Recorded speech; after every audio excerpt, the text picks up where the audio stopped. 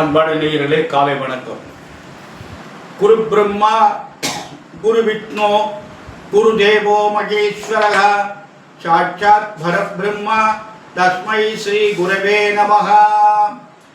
கல்லாலில் புடையமர்ந்து நான்மறை 6 அங்கமுதல் கற்ற கேள்வி வல்லார்கள் நால்வருக்கும் வாக்கு இருந்த பூரணமாய் மறைக்கு அப்பாலாய் எல்லாமாய் அல்லதுமாய் இருந்ததனை இருந்தபடி இருந்து காட்டி சொல்லாமல் சொன்னவனை நினையாமல் நினைந்து பவத்தொடக்கை வெல்வார். அன்பான நேயர்களே, ஆடி மாதம் 29ஆம் நாள் குருவாரம், வியாழக்கிழமை, பஞ்சமி திதி காலைல 6:24, பின்னாடி சஷ்டி திதி. ரேவதி நட்சத்திரம் 11:38 வரை இருக்கு. ரேவதி நட்சத்திரம் பின்னாடி அஸ்வதி நட்சத்திரம், சித்த யோகம், அமிர்த யோகம். ராகுகாலம் 1:30 முதல், அதாவது 1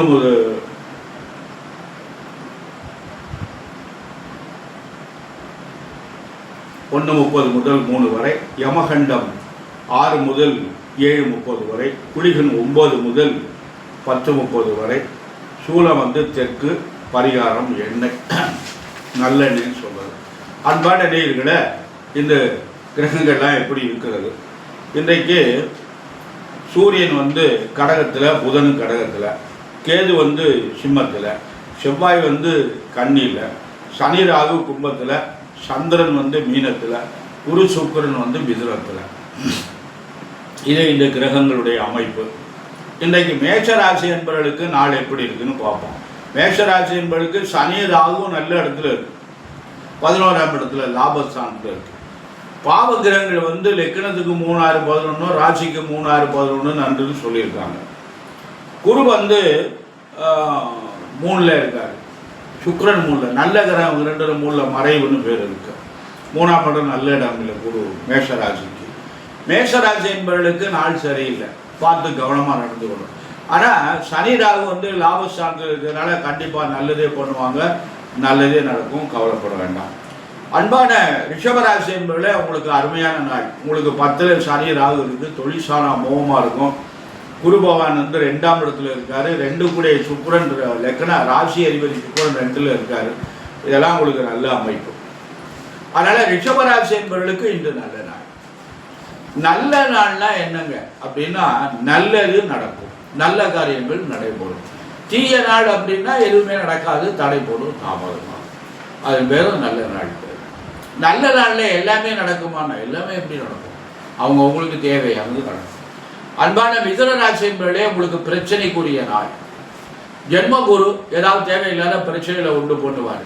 அதனால் பார்த்து கவனமாக நடந்து கொள்ளுங்கள். உங்களுக்கு எந்த கிரகமும் சரியில்லை. இடமாற்றங்களை கொடுக்கும். அந்த இடமாற்றத்தில் எத்தனையோ வகைகள் இருக்கு. அது மாதிரி இடமாற்றங்களையும் கொடுக்கும், கவனமாக நடந்து கொள்ளுங்கள். கடகராசி என்பவர்களே, உங்களுக்கு குரு பகவான் 12ஆம் இடத்துல இருக்கார். தேவையில்லாத செலவுகள்லாம் எடுத்துவிடும். வாய்ப்பு இருந்ததுலாம் நல்ல செலவாக பண்ணுவோம். நல்ல செலவுனா என்ன பண்ணலாம்னா, இடம் வாங்கலாம், வீடு கட்டலாம், திருமணம் பண்ணலாம், அந்த மாதிரி பண்ணுவோம். இல்லைன்னா அதுக்கெல்லாம் வாய்ப்பு இல்லைன்னா வியாழக்கிழமை தோறும் தட்சிணாமூர்த்தி வழிபாடு பண்ணிட்டு கவனமாக ஜாக்கிரதையாக நடந்து கொள்ளுங்கள். அன்பான சிம்மராசி என்பதில் நல்ல நாள், குழப்பம் இல்லாமல் உங்களுக்கு காரியத்தை பண்ணுவோம், நல்லதே நடக்கும். குரு பகவான் 11ஆம் இடத்துல இருக்கார். இருந்தாலும் சனி ராகு 7ல் இருக்கிறதுனால மனைவியினுடைய உடல்நிலை, ரொம்ப கணவன் மனைவியினுடைய உடல்நிலை கவனமாக இருக்கணும். அன்பான கன்னிராசி என்பவர்களே, உங்களுக்கு குரு பகவான் 10ஆம் இடத்துல இருக்கார். ஆனால் 9 கூடிய சுக்கிரன் 10ல் இருப்பது தொழிலுக்கு நல்லது.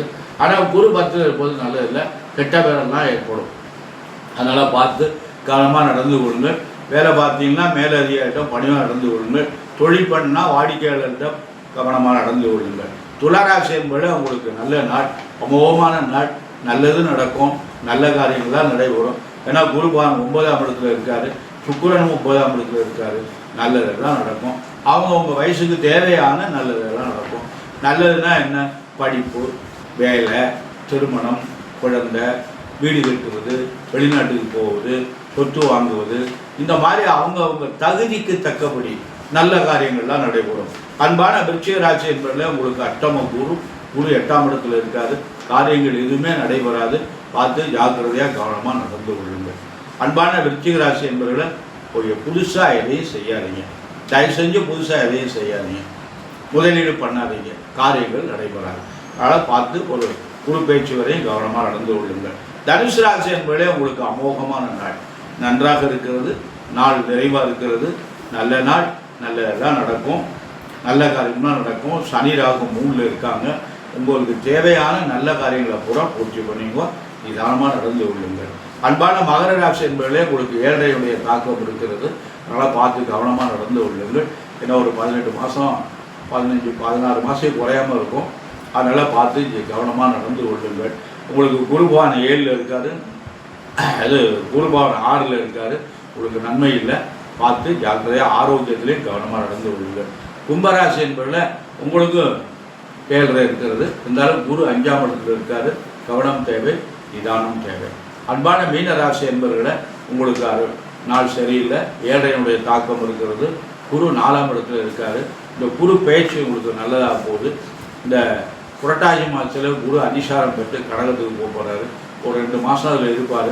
அந்த 2 மாதம் உங்களுக்கு அமோகமாக இருக்கும்னு நினைக்கிறேன். அதனால் என்ன, குரு 5ஆம் இடத்துக்கு போய் உச்சம் பெறுறாரு. ராசி அதிபதி உச்சம் பெறுவது பெரிய சிறப்பு. அதனால் உங்களுக்கு நல்லதா. மீனராசி என்பவர்களே, கும்பராசி என்பவர்களே, மர ஏழையினுடைய தாக்கம் இருக்கிறது. பார்த்து கவனமாக நடந்து கொள்ளுங்கள். சனிக்கிழமை ஒரு சனி பகவானுக்கு எள்ளு விளக்கு போடுங்க, காக்காய்க்கு சாதம் வைங்க, சனி பகவானுக்கு அர்ச்சனை பண்ணுங்க. வன்னி பத்திரம் கிடைச்சதுன்னா வன்னி பத்திரத்தினால அர்ச்சனை பண்ணுங்க. வன்னி கன்று கிடைச்சதுன்னா வாங்கி பயிர் செய்வோம். அன்பான நேயர்களே, நாம் இறை வழிபாடு நமக்கு எவ்வளவு பண்ணுறோமோ அவ்வளவு நல்லது. அதனால் நாம் பாவங்களே அதிகமாக செய்யக்கூடாது. பாவங்களே கூடுமானவரை தவிர்த்துடணும். ஏன்னா அந்த பாவங்கள் பூரா நம்முடைய சந்ததிக்கு போய் சேரும். இப்போ நான் செய்கிறது பூரா என்னுடைய பேரனுக்கு, அதனால் தாத்தா செய்கிறது பூரா பேரனுக்கு. அதனால் கூடுமான வரை நாம் நன்மைகளே செய்வோம். நம்ம ஊழ்வினை பயன்படுத்தக்கூடாது. ஊழென்று ஒரு குறள் திருக்குறளில் வள்ளுவ பெருமான் 10 குறள் சொல்லியிருக்காரு ஊழ்வினை பற்றி. ஊழ் உள்ளிருந்து உறுத்தும் என்று சொல்கிறார். அதனால் ஊழ்வினை பயன் உள்ளுக்குள்ளே இருந்துட்டு நம்மளை உறுத்திட்டு நம்மளை வாழ்க்கையில் முன்னேற விடாது. அதனால் நமக்கு என்னென்னு கேட்டிங்கன்னா, இந்த ஊழ்வினை பற்றி மிக அழகாக சொல்லியிருக்கிறாரு. பட்டாத்தார கழுமரத்தில் ஏற்ற போகிறாங்க. அப்போ சொல்கிறாரு, என் செயலால் ஆவது யாதொன்றும் இல்லை, இனி தெய்வமே உன் செயலே என்று உணரப் பெற்றேன். ஊனெடுத்த பின் செய்த தீவினை யாதொன்றும் இல்லை, பிறப்பதற்கு முன் செய்த தீவினையே இங்கனே மூண்டதுவே அப்படின்னு பாடி முடித்தோடனே இந்த கழுவு மரம் நெருப்பிடிச்சு எரிஞ்சு மூழ்கவே அப்படின்னு சொன்ன உடனே முடிஞ்சு மூண்டதுவேன்னு ஒன்று. அதாவது அவர் என்ன சொல்கிறாருன்னா, என்னால் இனிமேல் எதுவும் நடக்க போகாது, கழுவு மரத்தை தூக்கி போடுறாங்க. நான் மனிதனாக பிறந்தது ஊன் எடுத்த பின், இந்த ஊன் என்று இந்த உடம்பு, இந்த ஊன் எடுத்த பின் நான் எந்த பாவத்தையும் பண்ணலை, முன்னாடி என்ன பண்ணணும் தெரியலன்னு. அவர் முன்னாடி போன பிறவிலே அந்த நன்மை தான் பிடிக்கும். அதனால் இந்த பிறவியில் பெரிய செல்வந்தனாக பிறந்திருக்காரு. அந்த மாதிரி 2 பிறவிலையுமே அவர் பாவங்கள் செய்யாதனால அந்த கழுவு மரம் நெருப்பிடிச்சு எரிஞ்சு போச்சு. ஏன்னா அவர் திருடலை, அவர் களவாங்கவில்லை. அதாவது திருடன் அவர் கழுத்து போட்டு போனாங்க. அதனால் அவர் குற்றவாளி இல்லை. அதனால் நீதி தர்மம் இருக்குமா இல்லையா? அது மாதிரி நமக்கு எல்லாத்துக்குமே ஞானசம்பந்தர் கூட ஊழ்வினை பற்றி சொல்லியிருக்கார். அந்த ஊழ் உள்ளிருந்து உறுத்தும் என்று சொல்லியிருக்கிறார். ஊழ்வினை பயன் மாதிரி ஒரு தீயது உலகத்தில் எதுவுமே கிடையாது. அன்பான நேயர்களே, அவ்வினைக்கு வினையாம் என்று சொல்லும் அகுதறிவி உய்வினை நாடாதிருப்பதும் உண்டமக்கு உணமன்றே, கைவினை செய்து எம்புரான் கடல் போற்றுது நாமுடியோம், செய்வினை எம்மை தீண்டாப்படு நீலகண்டம். காவினை இட்டும் குளம்பழதொட்டும் கனிமணத்தால் ஏய்வினையால் எயில் மூன்றெரித்தீர் என்று இருபொழுதும் பூவினை கொய்து மலரடி போற்றுது நாமுடியோம், தீவினை எம்மை தீண்டாப்படு நீலகண்டம். எவ்வளோ அழகாக சொல்லியிருக்காரு பாருங்க. தீவினை நம்மகிட்ட வரப்படாது, தீய வினைகள் நம்மகிட்ட சாரப்படாது, நம்ம வாழ்க்கையில் முன்னேற முடியாது. இதைத்தான் ஞானசம்பந்த பெருமான் சொல்கிறார். மணிவாசக பெருமான் திருவாசகத்தில் மீட்டிங்கு வினைப்பிறவி சாராமே, மீண்டும் வினை என்கிட்ட வரப்படாதுன்னு மணிவாசக பெருமான் ஒரே வார்த்தையில் முடிச்சு விட்டார். மீட்டிங்கு வினைப்பிறவி சாராமே. எவ்வளோ அழகாக பெரியவங்க எல்லாம் சொல்லியிருக்காங்க. அதே மாதிரி அபையார் சொல்லியிருக்காங்க. எல்லாம் கந்த புராணத்தில் இருக்குது, ஹரிச்சந்திர புராணத்தில் இருக்குது, நீதி சாரத்தில் இருக்குது. எல்லா நூல்கள்லையுமே ஊழை பற்றி நிறைய சொல்லியிருக்காங்க. அந்த ஊழ் எல்லாத்தையும் விட மிக கொடியது. அதனால் நாம் என்ன பண்ணுறோம், சம்பாதிக்கிறோம், சொத்தை சேர்த்து வைக்கணும், தவறான வழியில் சம்பாதிக்கிறோம். அந்த தவறான வழியில் நம்ம சம்பாதிச்சது பூரா நம்முடைய சந்ததியை வளர்ச்சி அடையாமல், அது சந்ததியில் நம்ம பேரன்கள் அந்த இடத்துல குடியிருக்க விடாமல், பூர்வீகமே ராசியிலேருந்து ஜோதிடர்லாம் சொல்கிறாங்க, அந்த மாதிரிலாம் நம்மளை கிளப்பி விட்டுறாங்க. அனுபவிக்க முடியல, கஷ்டப்படுறோம். அதனால் அன்பான நிலையில் நாம் ஊழ்வினை இருக்கக்கூடாது. தவறு செய்யாதீங்க, நேர்மையான முறையில் சம்பாதிங்க, நல்ல வழியில் பண்ணுங்க. பசிக்கிறவங்களுக்கு தர்மம் பண்ணுங்க, படிக்க வசதி இல்லாத குழந்தைகளுக்கு கல்வி செலவு கொடுங்க. நேயர்களே, நல்லதே செய்யணும். நம்முடைய குழந்தைகளும் நாமும் நல்லபடியாக இருக்கணும். நம்முடைய குழந்தைகள் நல்லா படிக்கணும், நல்ல உத்தியோகம் கிடைக்கணும், கை நிறையா சம்பாதிக்கணும், அவர்களுக்கு நல்ல வாழ்க்கை துணை அமையணும், அவங்களுக்கு நல்ல குழந்தையாக பிறக்கணும் என்று எல்லாம் வல்ல எம்பெருமான் சர்வேஸ்வரனையும் வள்ளல் பெருமான் வள்ளியின் மணாளன் முருகப்பெருமானையும் எல்லாம் வல்ல தாய் முத்துமாரியையும் பிரார்த்தனை செய்து நிறைவு செய்கிறேன். நன்றி, வணக்கம்.